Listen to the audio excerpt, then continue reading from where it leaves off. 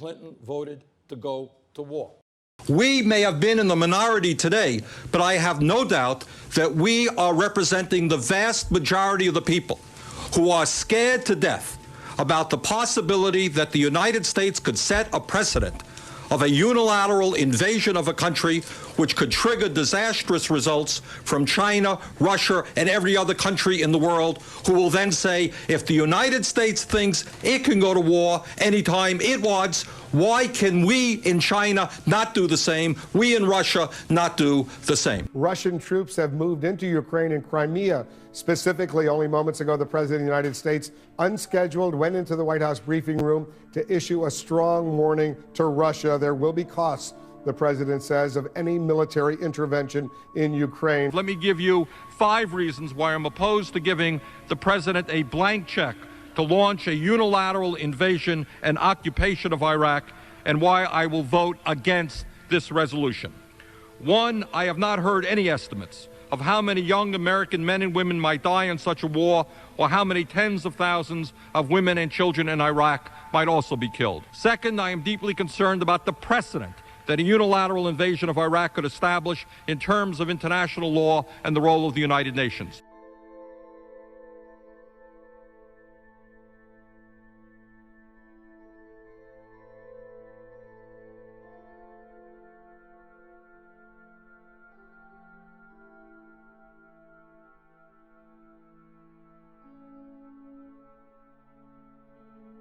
So, I mean, that is the land of unconfirmed. Yes, we came, we saw, he died.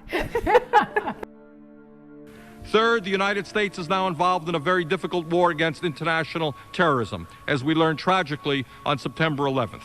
We are opposed by Osama bin Laden and religious fanatics who are prepared to engage in a kind of warfare that we have never experienced before. 4th, at a time when this country has a $6 trillion national debt and a growing deficit, we should be clear that a war and a long-term American occupation of Iraq could be extremely expensive. 5th, I am concerned about the problems of so-called unintended consequences. Who will govern Iraq when Saddam Hussein is removed? And what role will the U.S. play in an ensuing civil war that could develop in that country?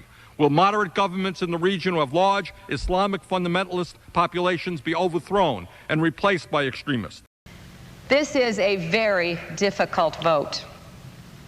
This is probably the hardest decision I've ever had to make. Any vote that might lead to war should be hard, but I cast it with conviction. It's very important for people going through the changes that are sweeping the region, and that Iraq has in many ways been a leader in demonstrating, to believe and to see that democracy delivers. Is your life better or not? Do your children have a better opportunity or not? And so it's time for the United States to start thinking of Iraq as a business opportunity. The greatest untapped resource in the Middle East and North Africa are its people. There's no doubt about that. I think it was in November in Ohio. You may recall this. Yes. I don't know the context of it, but Secretary Clinton said, some people call me I'm paraphrasing, some people call me a moderate, and I proudly, say that I am a moderate. That's what she said. I get accused of being kind of moderate and center. I plead guilty. I'm a progressive who likes to get things done, and I was somewhat amused today that Senator Sanders has set himself up to be the gatekeeper on who's a progressive, because under the definition that was flying around on Twitter and statements by the campaign, Barack Obama would not be a progressive, Joe Biden would not be a progressive, Jeanne Shaheen would not be a progressive. I'll stand with President Bush on national security, the war on terrorism, and to disarm Saddam Hussein. Even the late, great Senator Paul Wellstone would not be a progressive. Mr. President and colleagues, I rise to address our policy in Iraq, authorizing the preemptive, go-it-alone use of force right now, which is what the resolution before us calls for, in the midst of continuing efforts to enlist the world community to back a tough new disarmament resolution on Iraq, could be a very costly mistake. And one of the major characteristics of Paul Wellstone is that he understood that the way we succeed politically in this country is not simply by going out to the wealthy and the powerful begging for more and more campaign contributions, which is what happens so often in Congress, but he understood that the way you can win elections is by rallying ordinary people at the grassroots level. The vision that they brought forth is something that I hope that I will do my best to continue advocating for. His loss was a loss for the working people of this country, for the vast majority of the people of this country, and for the United States Senate, and I will not forget what Paul Wellstone stood for. I do not know any progressive who has a super PAC and takes $15 million from Wall Street. That's just not progressive. One of the things that Senator Sanders points to, and a lot of your critics point to, is you made 3 speeches for Goldman Sachs. You were paid $675,000 for 3 speeches. Was that a mistake? I mean, was that a bad error in judgment? Look, I made speeches to lots of groups. I told them what I thought. I answered questions. But did you have to be paid $675,000? Well, I don't know. That's what they offered.